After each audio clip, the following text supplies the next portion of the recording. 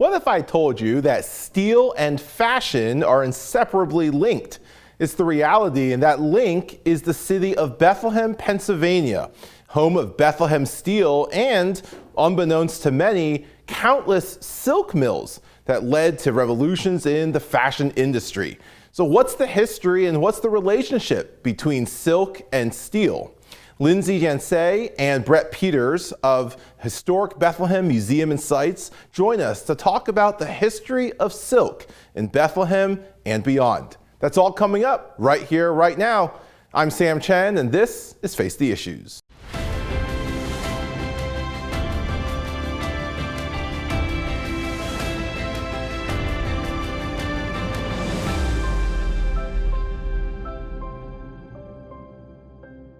Good evening and welcome to Face the Issues. I'm Sam Chen.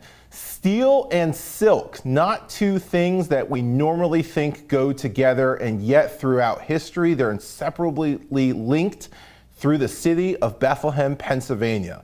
Now, most people in the world have heard of Bethlehem Steel. It contributes to the majority of steel that was used in structures around the world. But what's unknown is that it also led the Lehigh Valley into a revolution of silk and fashion.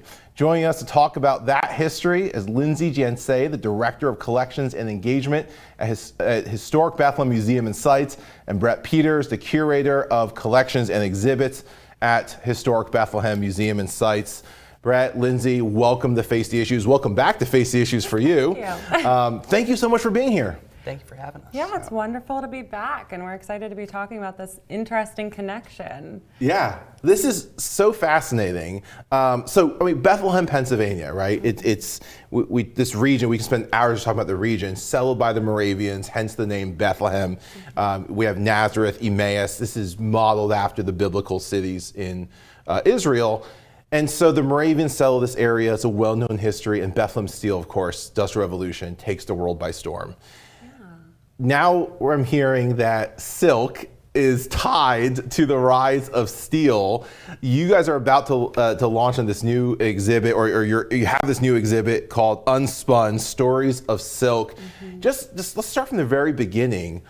What is the tie between Bethlehem, Pennsylvania and silk? Well, I think it's very interesting because we cover a broad history of Bethlehem and the Lehigh Valley. We tell the stories of people who lived and worked there for 3 centuries.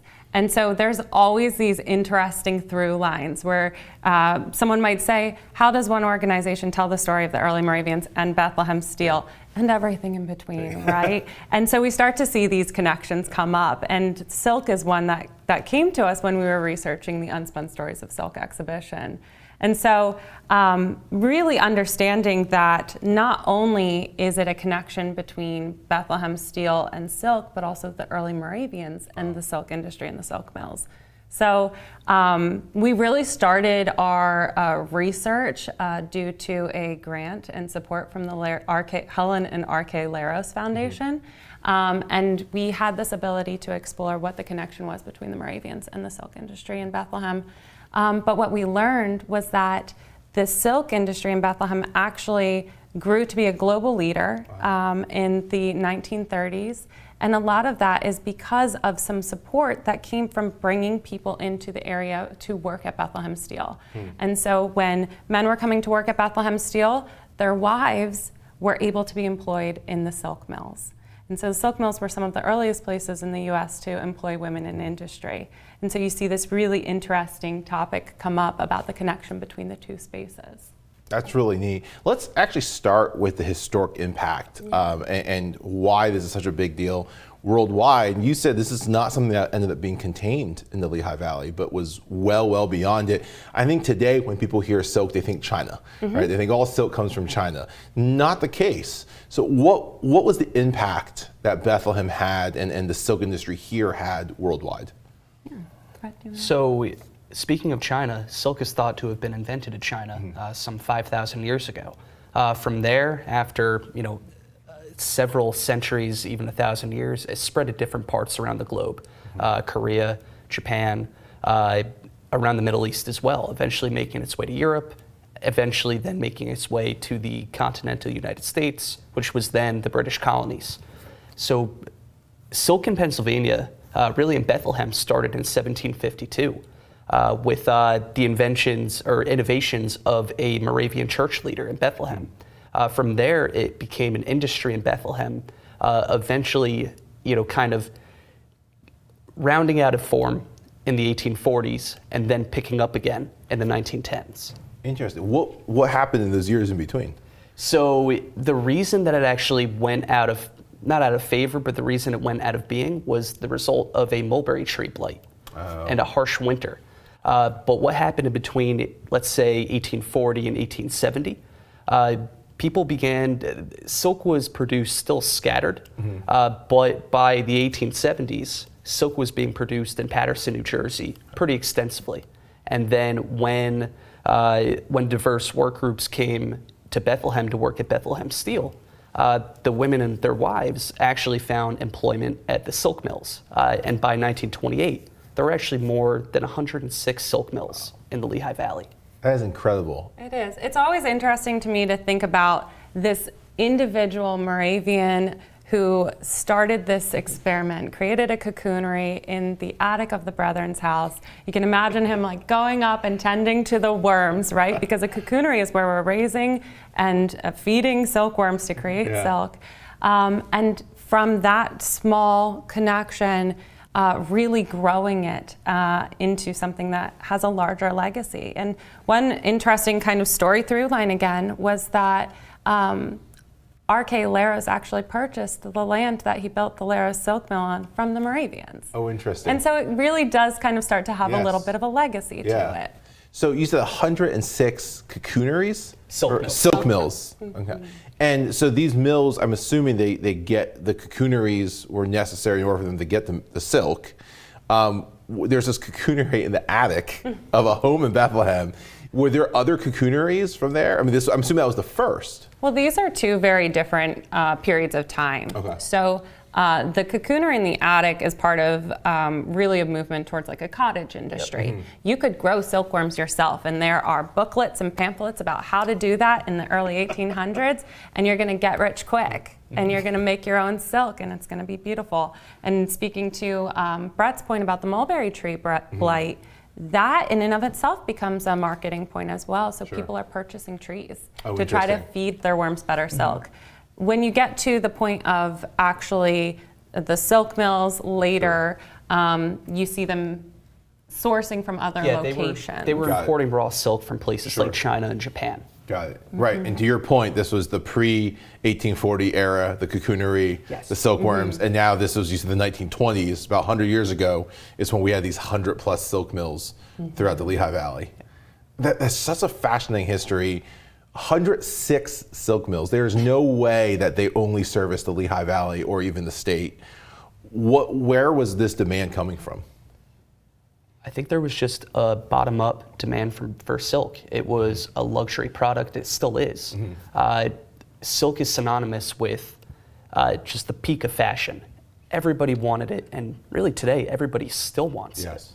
And I think that demand really came from the fact that you could have a silk dress, a silk scarf, silk stockings, and it would really say something about you.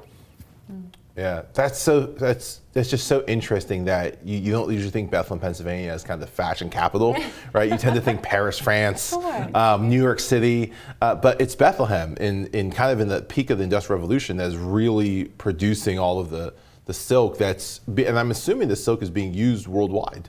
Yeah, so Bethlehem and the Lehigh Valley more broadly becomes a leader in silk production, as does the US and Pennsylvania specifically. So there's a period of time where it actually surpasses Paterson, New Jersey.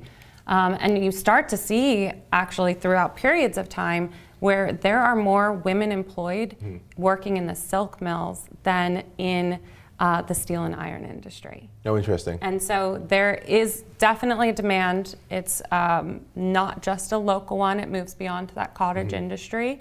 But it also becomes one that's fueled by the ability to move product more quickly around the globe, the ability to have new technologies.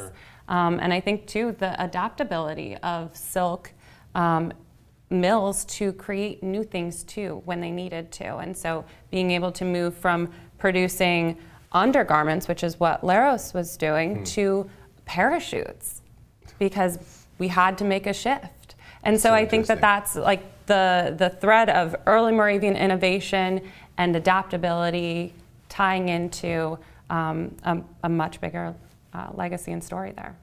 Are there any of these silk mills still in operation today? Not in the Lehigh Valley. Sure, yeah, I mean, locally. Sure, and I do believe that it is at this point pretty cost prohibitive for silk mills to operate the way that they used to, or the way that we think about them. And many turn to creating more technologically advanced materials. You see a shift to nylon and synthetics as well. And so while certain elements are not in operation anymore, they're repurposed in a really interesting way. So fascinating. So when you look at kind of the decline of silk then, and it's not just a Lehigh Valley thing, I mean, to your point, this is a worldwide thing as technology changes. In the Valley, is it tied to kind of the decline of Bethlehem Steel as Bethlehem Steel starts laying off and eventually closes? Do we see, is there that effect that the silk mills are starting to go away, or at this point have the two largely been separated? I think that's an interesting question. The accounts that I have seen about why the silk mills no longer are producing really has to do with a very skilled labor force that ages out. Okay. So working in many of the silk mills in the Lehigh Valley, and especially the Leros silk mill, we hear accounts of how forward-thinking that space was, flexible schedules for women with children, the ability to have a good working environment for women. And so people stay on, and they stay on for a long time, but you really are beholden to the person who can fix the looms and the mechanics of it. And so as that technology moves past it and people stop learning it, it becomes harder to maintain a silk mill. Would you say that's an accurate assessment? I would agree with that. Yeah. I would agree with that. Yeah, that makes sense. It seems to be something that's very specific talent-wise, that you can't necessarily just train anyone off the street to do. And when that skill set is phasing out, the result would be the industry start to phase out as well. So, that's so interesting. The silk goes worldwide. You've brought some things with you. I'm assuming these are all made with silk. Yes. So we have here a purse. These two items will actually be on display at the Kemmer Museum of Decorative Arts as part of Unspun Stories of Silk. We will also have a display at the Moravian Museum of Bethlehem with earlier artifacts. But this purse has silk in it as well as beads. It's really magnificent to look at. I think it's a really beautiful example of like an Art Deco design. And so you see really silk objects having these influences of what is on trend, what is really catching people's eyes, selling, but they also have a timeless quality to them as well. I think that people understood that they were investments. Yeah. This is a fan. Yes, it is. Made of silk. Yes, sir. So they weren't just producing for dresses and clothing. I mean, silk is being used in accessories and decorations. I mean, the industry is now, at this point, much larger than just fancy clothing or comfortable clothing. Exactly. It was used to make a variety of items. Lindsey mentioned parachutes before. They used silk to make parachutes? Yes. Yes, actually. Before World War II and, at the very beginning and then after as well. Eventually it was phased out for nylon, rayon, and other synthetics. But Leros silk mill, they actually made parachutes. We have a parachute that we will have on display as well that was actually made in Trenton, New Jersey. Made of silk? Yes. That is incredible. I don't think that we always think of silk as this incredibly durable material that it is. But we think of it as so delicate. Strong, flexible. You can utilize it in practically anything. So to that point, the fan, the purse, stockings, piano shawls, different items around the home. Yeah, no, I think you're right, Lindsay. I think when we think silk, we think of not just clothing, but fancy clothing. Right? We think of a higher level, higher class of clothing, and I certainly do not think about parachutes. We think about silk. Right, or one of the things that's really interesting about the Unspun Stories of Silk exhibition is that we're looking at the silk story not through these kind of timelines necessarily, where we're saying, okay, first this thing happened, then this, and here's the impact that it had in a broad general sense. We are looking at the artifacts themselves because those serve as this vessel to tell the story of people and bring them to life. And so I think that it gives us the opportunity to really dive into these different uses of silk. And so on exhibition, you can see a lamp that has silk wrapped cords. We talk about how silk is used in spiritual practice. We have artists from the Art Cloth Network who are really using silk today to examine this tension between luxury and industry. And so there's so many touch points, and it's really proved to be a very fruitful subject. Yeah, it's fascinating. We're going to go to the break. When we come back, I want to talk a little more about the exhibit and what people can expect to see. Don't go away. We'll be right back. Face the Issues is produced and recorded in the studios of Lighthouse TV. Positively different.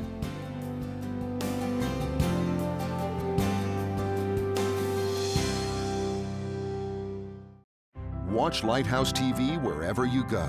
Available on Roku, Amazon Fire TV, and Apple TV.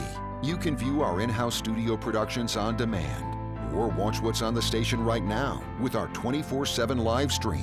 Search Lighthouse TV online on your streaming device, or go to our website lighthousetv.org for more information. Lighthouse TV, positively different. Welcome back to Face the Issues. Lindsey, Brett, thank you again for joining us. Thank you for having me. This is a fascinating conversation about silk. Again, to your point, I mean, we're not just talking clothing. We're talking accessories, we're talking parachutes, and we're not just talking Lehigh Valley, we're talking worldwide, and yet so much of it comes right out of Bethlehem, Allentown, the Lehigh Valley.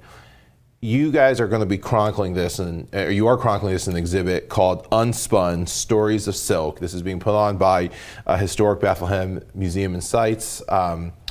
Talk to me about the exhibit, what led to it, and what can people expect to see? Sure. So the exhibition really started through a conversation with the Laros Foundation. We have so many beautiful pieces in our collection. Historic Bethlehem Museum Sites cares for 60,000 artifacts. You can bet some of those are silk. Sure. And so we knew we had this beautiful collection. We have NMIH, the National Museum of Industrial History, right down the street. We have this Moravian tie-in, and we thought, you know, this really should be an exhibition that joins these things together, that guides people through a walking tour of silk in Bethlehem, and really looks to that global impact as well as the impact on the day-to-day. And so from that, we started researching our collections, our holdings, and really thinking about how that's represented within each space. So we have a model, basically, where we are telling these stories and people can track them through the exhibition. And Brett has diligently been capturing these stories. Some of them are reimaginings, and some of them are accounts, but all of them are informed by fact and history and records that we have on hand. That's really neat. Now, Brett, I know you're the curator. When you look at this exhibit in particular, and you're going through these stories, what strikes you as a curator looking at it, and what do you hope to communicate to non-historians that are coming to see it? Well, to be honest with you, what struck me initially was that there are so many stories, and so many of these diverse stories as well. All about silk? Yes, all relating to silk. And what I hope people take away from it is that silk in the Lehigh Valley during this period was really all-encompassing, and we also use it today. So it's looking back, it was used historically, and somehow we think of silk as this incredibly fine, fragile fabric. We still use it today, and it is still pretty prevalent in our daily lives. And the crazy thing is, you both mentioned this in the first segment, there is this direct tie into Bethlehem Steel. And I think you said that many of the workers were wives of the men who were coming here to work for Bethlehem Steel. Yes. Bethlehem Steel, no doubt, just revolutionizes the way the world operates. And so you're looking at Bethlehem's global impact here between multiple industries. And that really puts Bethlehem on the map in the way that, it's a small town, all things considered. This is not New York, it's not Philadelphia, but that really puts it on the global map in the 1900s. It's interesting. Bethlehem really does, over and over again for me, I've really been digging into the history of Bethlehem for 8 years now. Over and over, it serves as this kind of microcosm where we can look and understand larger changes and movements and histories in the US, in the world. And I think a big part of that is that Bethlehem becomes the space that people move through quite a bit. It becomes a hub. And I think that it still was a hub during that industrial period. And so I'm always really excited to think about what the next part of Bethlehem's history is going to be. And I want to make sure that we do everything we can through exhibitions, through our programs, to encourage people to think that way too, about how these stories have been preserved and told and how they can continue to be as well. Is there a preview of one of the stories or any of the stories that you can share? Spoiler alert, preview. Is there one that jumps out at you that you think this really captures the heart of what we're talking about? There's a few different stories that I could tell. There's the one of Reverend Philip Botter, who pioneered the silk experiment in Bethlehem.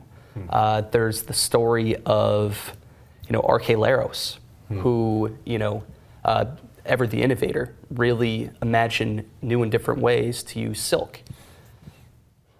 He's the one that bought the mill, right? Yes. In the valley. Yeah, he's the one, he purchased the land on which he began his mill from the Moravians. From the Moravians, right. That's so funny. I think that story would be absolutely fascinating, but, I would say that Botter, for me, his story is really, really captivating as this individual who, saw that, even in the 1740s, 1750s, silk is something that is marketable. It's something that people will buy if it's good enough quality. He began this experiment in the attic of the Single Brothers' house in Bethlehem in 1752. After he left for Nazareth in 1753, his experiment was continued by a variety of Moravians out of the brothers' attic, eventually moving to different spaces as well. So I think his story is so fascinating because you can trace that story back from the Archelaoses, from the different workers at these different silk mills as well. And he's a reverend, so he was a Moravian minister. Yes.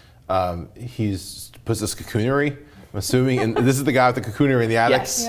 Yes. And he left. He said he moved to Nazareth, but they kept the experiment going. Yes. And at that point, it began to really take on a life of its own. The Moravians at that point said, by a lot system, that the silk industry is going to be one of their priorities. Interesting. And then, you lead up into the late 1700s, early 1800s, and silk, he was ahead of the curve. Silk was a big global product. That's so funny. And then it's much later where Laros buys from the Moravians. And so even that second edition of the silk industry in the valley is still deeply tied to that first. Exactly.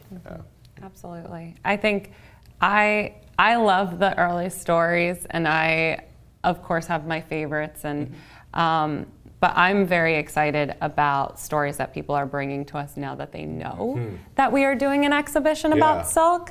So we have had a few people approach us and say, I have a piece and it's really important to me and I'd love to loan it for the exhibition. And so we want to continue to bring those pieces in to the exhibition. I always like to talk about the exhibition spaces as being something that can continue to be built and grow. So we encourage people who do have their own stories of silk to reach out to us. We'd love to incorporate it and continue to build this exhibition. We're on view through the end of January, so we have plenty of time. How would they do that? So somebody's walking, to your point, a lot of Lehigh Valley residents have been here for much of their lives, generation after generation. it is not unusual to have people here whose families worked for Bethlehem Steel, who worked in the steel or a silk mill, Yes. Or they were, generations back part of the original Moravian church here. Somebody is watching this, they have something they want, a story they want to share, a piece they want to contribute. How do they do that? Yeah, so they can go to historicbethlehem.org, and we have a contact us email, and they can reach out and let us know what they have, and that goes directly to me and Brett, and we will reach out very quickly, post haste, I swear, and are eager to find out more about what people have in their homes and in their families. That's fantastic. Last thing, a pitch for the exhibit. Yes. I know a lot of these, it's interesting. I'm a Lehigh Valley native, or not, shouldn't say native, but I grew up here. A lot of times I think some people in the Valley miss some of these exhibits, and what you get these visitors from outside, and they come and you look at you flip through the guest book, right? And you see all these people that are coming from different places. It's often with the Moravian exhibits, right? If they're talking about a historic figure, you have all these people from Europe or someone coming to visit, and sometimes those of us who are local here or close in Pennsylvania are the ones that miss out. Why should they come, and when or how long are your doors open? Yeah, so we are on display through the end of January.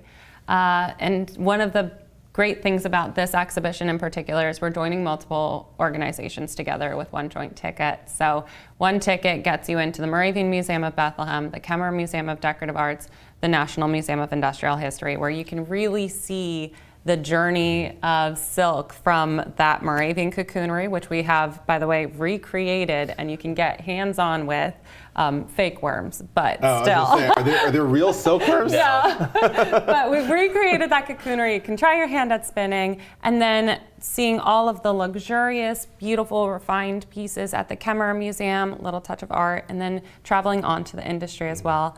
I think we're all guilty of not seeing that show we're the neighbors in the backyard, so I encourage people not to miss out on this one. Absolutely. Well, Brett, Lindsey, thank you for joining us. Thank you for the work that you do preserving history. Again, Bethlehem is so integral to the world's history. It is a gem in the Lehigh Valley and in Pennsylvania, in the eastern United States. Deeply appreciate the work that you guys do to preserve that history. Thank you. Thank you for having us. Thank you. Always a pleasure. Again, my thanks to both Lindsey and Brett for joining us. That exhibit is running until the end of January of next year, and so we encourage you to check it out. And that is our show for tonight. I want to thank you for tuning in. I hope to see you again right back here next week. On behalf of all of us at Face the Issues, I'm Sam Chen. Thank you and good night.